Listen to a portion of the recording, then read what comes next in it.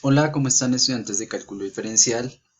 La temática que veremos a continuación corresponde a la concavidad y trazado de curvas usando criterio de la primera y segunda derivada.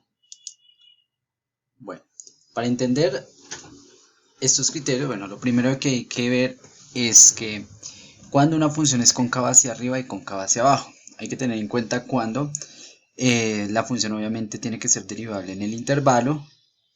Y aparte de eso nos dice que si f', es decir, la derivada es creciente en el intervalo. Lo mismo ocurre con la concavidad hacia abajo, es cóncava hacia abajo cuando nosotros hablamos de concavidad hacia abajo y concavidad hacia arriba.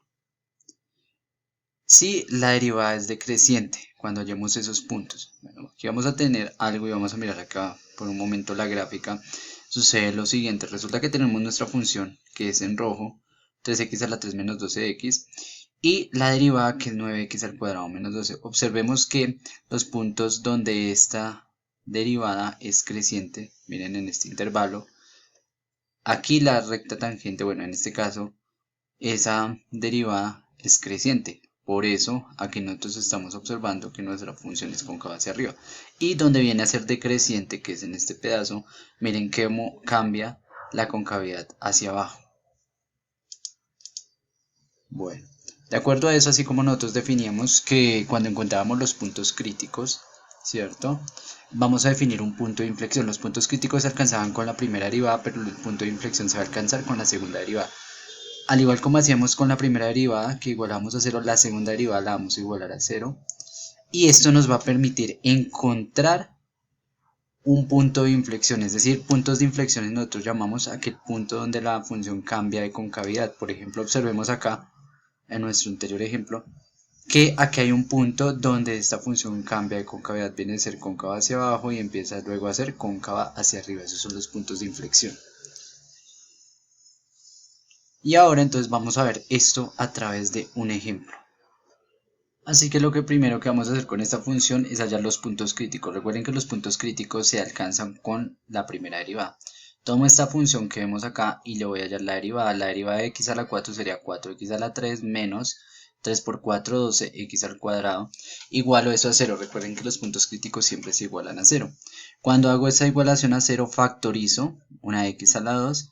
Factorizo factor común de 4x menos 12. Ya que encontramos que sería un primer valor es x igual a 0 y otro valor es x igual a 3. ¿De dónde sale este valor? Pues 1 se iguala a 0 y este que está acá se iguala a 0. Paso el 2 al otro lado a sumar, este 4 pasa al otro lado a dividir y voy a obtener un número 3, que sería el resultado de esa factorización. Ahora, nos piden el punto B. El punto B nos dice intervalo donde la función es creciente y decreciente. Ya sabemos que esto lo divide en, tenemos acá nuestra recta numérica, tenemos unos puntos críticos que son en 0 y en 3. O sea que tenemos una serie de intervalos. Un intervalo va desde menos infinito hasta 0, el otro va desde 0 hasta 3 y el otro intervalo va desde 3 hasta infinito. De esta forma entonces tenemos estos intervalos que eran los que estaba mencionando, desde menos infinito hasta 0, un número menor o el intervalo menor que 0, el intervalo que está entre 0 y 3 y los intervalos, miren, este intervalo miren que se puede ver como x, si le doy la vuelta x mayores que 3, sería desde 3 hasta infinito.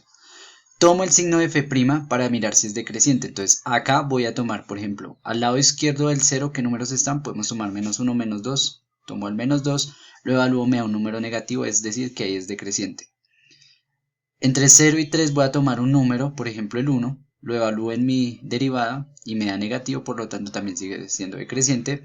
Y un número mayor que 3 sería, por ejemplo, el 4, lo evalúo, me da 64, que eso sería positivo. Ahí hay un crecimiento. Para hacer el ítem C, vamos a encontrar donde la función es cóncava hacia arriba y hacia abajo. Para encontrar esos puntos de concavidad, tengo que hallar la segunda derivada. Es decir que aquí derivo, teníamos nuestra función que era 4x a la 3 menos, hacemos la derivada, 3 por 4, 12x a la 2, 12 por 2, 24. Y para encontrar esos puntos de concavidad de esos intervalos donde la función es cóncava hacia arriba hacia abajo, lo igualamos a 0, así como hacemos con los puntos críticos. Acá podemos factorizar la x y también podemos factorizar el 12, o sea 12x factor de x menos 2 es igual a 0. y aquí se van a obtener otros dos valores. Cuando cuando este producto es igual a 0, pues cuando 12x es igual a 0 y cuando x menos 2 es igual a 0. O sea que de acá podemos obtener que por un lado tenemos 12x igual a 0 y del otro lado tenemos que x menos 2 es igual a 0. Del primer valor despejamos la x, nos da 0. Del segundo valor despejamos la x y nos daría 2. Así que aquí vamos a tener unos intervalos donde vamos a hallar, al igual que hicimos con los puntos críticos, vamos a mirar dónde es cóncavo hacia arriba y hacia abajo. Así que estos intervalos, vamos a mirar el intervalo entre menos infinito y 0, entre 0 y 2, y 2 hasta infinito. Miren que estos son los intervalos. Al igual como hicimos con la primera derivada, aquí con la segunda derivada, voy a tomar un número que esté a la izquierda del 0, por ejemplo menos 1, lo evalúo acá y eso me da 36, es decir, positivo. Cuando me da positivo la función es cóncava hacia arriba. Cuando evalúo un número entre 0 y 2 que me da, por ejemplo 1, eso me da menos 12, me da negativo, es cóncavo hacia abajo, lo vamos a tener en cuenta así. Y también cuando es un número que sea mayor que 2, por ejemplo el 3, y lo evalúo acá, eso me da 36, que es cóncavo hacia arriba. Muy similar podemos hacer acá, como esto es decreciente va hacia abajo, como es decreciente va hacia abajo, y como hay un crecimiento, ahí en ese punto va a ir hacia arriba.